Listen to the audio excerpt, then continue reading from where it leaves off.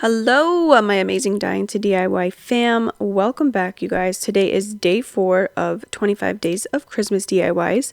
I am so excited to share this one with you all. I think it turns out absolutely so cute, so beautiful, and it is so fun, and I hope you guys really enjoy it as well. Also, make sure to subscribe and hit that notification bell so you're notified for the rest of the 25 days of Christmas DIYs. And without further ado, let's jump right into it.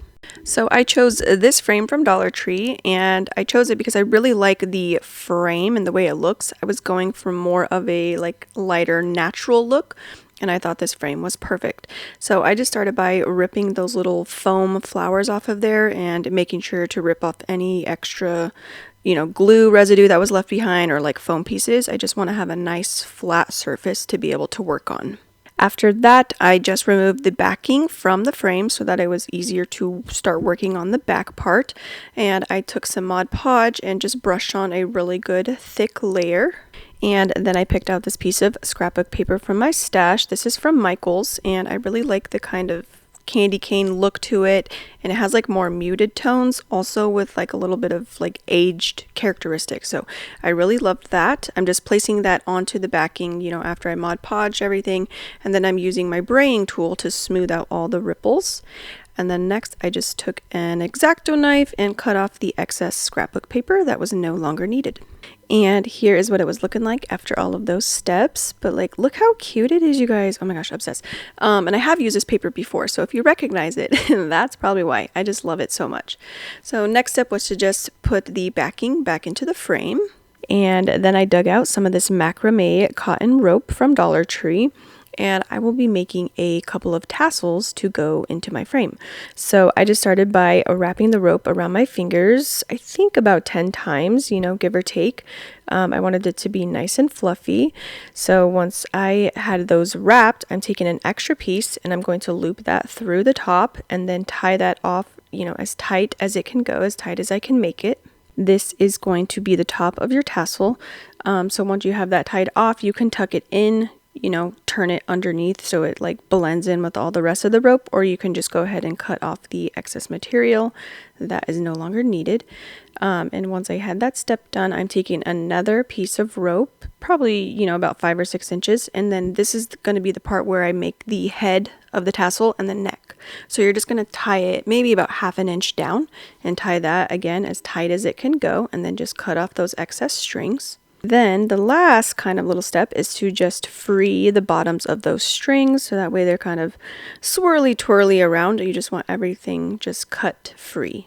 And for the final step of the tassel, you're just going to take a cheap comb from Dollar Tree and just start brushing away and just making sure that each of those rope pieces come unfurled, and that way, your tassel is looking nice and fluffy. Next, you're just going to kind of clean up the edges there, give them a nice little haircut, making sure the bottom is basically all one length. And here is what they will look like once you are finished with all of those steps, nice and fluffy. And then I just went ahead and made 5 more off camera for you guys, because once you've seen me make one, you've seen me make all of them. Anyway, so you're going to need a total of 6 little tassels for this project. And once you have your tassels made, you're just going to start placing them into the frame, kind of just deciding, how much away from the top you want it, how much away from the bottom, and how you want them to be stacked onto one another, and so forth. And then I decided that this little tree needed a little tree trunk. So I took one of these little wood stems from Dollar Tree, and I just glued it directly on top of the frame right there at the bottom. And looking back, if I were to make this again, I would leave it off of the frame. I would push it up just a little bit so that way the tree was directly more center in the frame, but that's okay. It still turns out really, really cute. So once I had the little stem down into place, then I was able to glue my tassels down into place as well. Next, I took these little ornaments from Dollar Tree and I just started prying off that metal star that was on the top, and then I just cut off the hanging string. And because it was supposed to be hung, there's a little loop at the top of the star, so I just took some wire cutters and cut that off and made sure it still had its point. So you just don't want that little loopy piece at the top. Once I did that, it was time to just glue it at the top of my tree like so. And my last and final step for this project was to take this faux berry pick, and I just started plucking the berries off, and then I just started placing them and gluing them on the tree wherever I saw fit. And here's how it turned out, you guys. Look how cute! Oh my goodness, I love it. I just really love how kind of like it's still so neutral, but then with that pop of red in there, I don't know, it just really is like eye-catching. Something about the cream and the red together. So beautiful. And hopefully you guys really enjoyed this one too, just as much as I did. Let me know all about it down below in my comment section. Will you be making this for yourself? Would you do a similar color scheme, or, you know, what color scheme would you guys choose?